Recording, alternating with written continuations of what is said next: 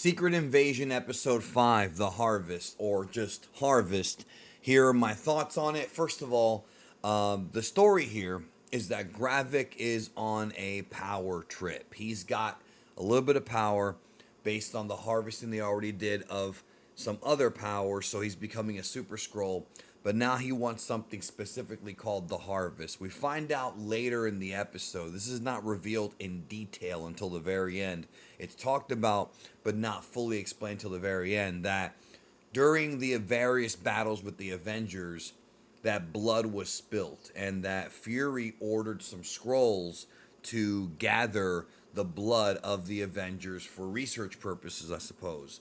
And that's what's called the harvest. And so now Gravik wants access to the harvest, obviously to give himself just incredible amounts of power, because even Carol Danvers, even her blood was spilt, and apparently Fury has it.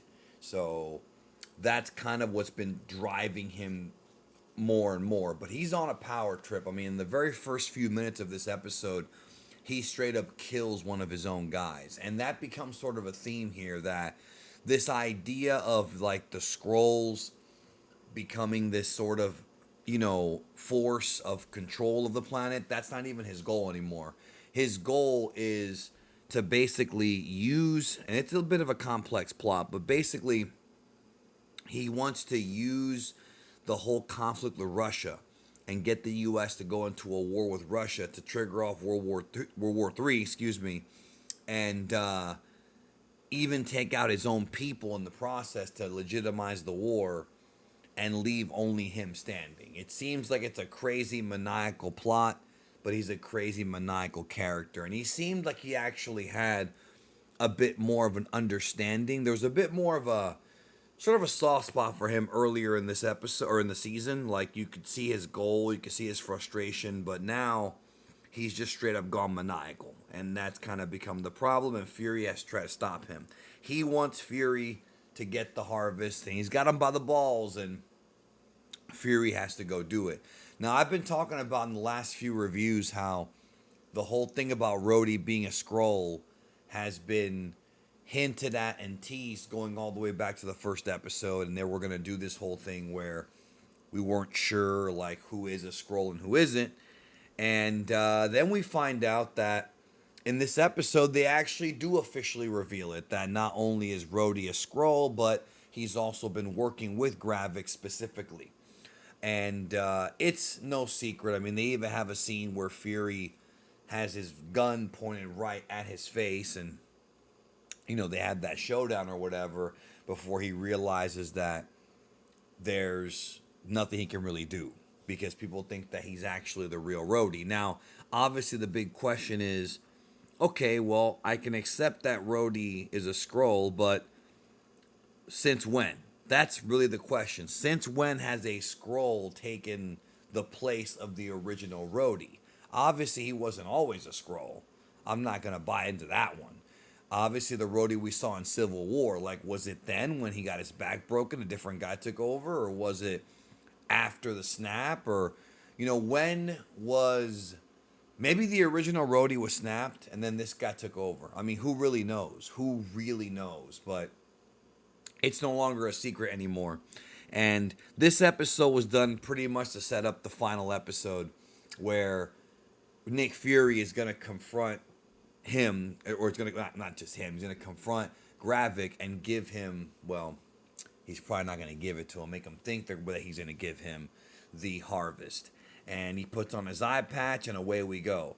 The other subplot of the episode was the death of Talos, and how, I was wondering if that was really going to stand, and I still don't think it really stands. I don't think it really stands. But what ends up happening is Gaia, his daughter, goes to pay a visit to Fury's wife, Priscilla, and of course, they talk, and they're both scrolls, and she basically wants Priscilla to help her sort of do this sort of ritualistic funeral for Talos. You know what I mean?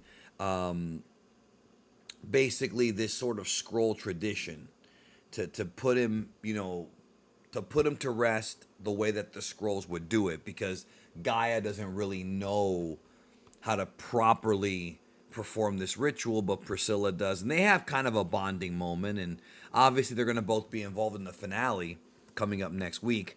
I'm not sure how exactly, but I feel like we're going to get a big standoff between Gravik, Fury, and of course Priscilla, and maybe even Gaia. I feel like Gaia could end up actually being the one to take out Gravik.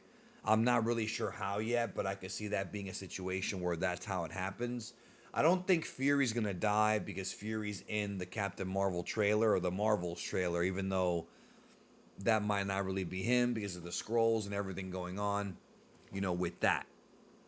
But it's interesting because at numerous times in the story, that I was asking myself, like, why doesn't Fury just call in some of his friends, the Avengers, Captain Marvel, whomever? And he answers the question himself, near the end of the episode where he says that this one's personal.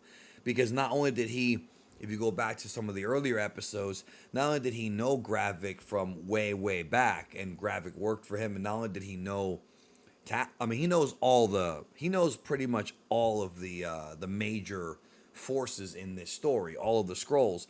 But Priscilla, he married one. I mean, and that to me was something definitely that I was not expecting to get revealed to me before I started watching Secret Invasion. I was not expecting that. In fact, when they even did reveal it, I thought at first that maybe he didn't even know. But I guess he does know. Beauty is only skin deep. Or something. I don't even know how to even answer that. Or not answer. I mean, there's probably benefits to it. It's still inter alien erotica or whatever. They even have this joke where before he was snapped, I guess that Priscilla told him, hey, if you keep chasing aliens, you're going to lose the one you've got, which it was kind of funny. But overall, this episode, nothing too extraordinary here. It was more building a relationship between the characters and setting up the finale. There was nothing here that was too extraordinary. There was nothing here that was a big, super, like, extremely hype cliffhanger. They're building this up to where we're going to have a lot of story and a lot of situation crammed into the finale. I'm not sure how long that one will be. This episode was about 38, 39 minutes, give or take, something like that. So the last two episodes have been shorter. I'm going to assume the finale will at least be, I'm guessing, at least an hour. I mean, sometimes they're not, but it's only 6 episodes for this show. So I'm guessing it'll only be an hour. I'm sorry, it'll be over an hour at least. I know I don't know if it's even come out officially yet, but I'm guessing that, you know, we'll know for sure if it hasn't come out. But I still would rather wait and see. It's definitely an opportunity for them to make this out into a bigger sort of big time event, because Disney Plus shows need something that actually matters. Until Loki, not much of what's coming out really matters that much right now in the MCU. Like, I just don't see that anything being important until Loki.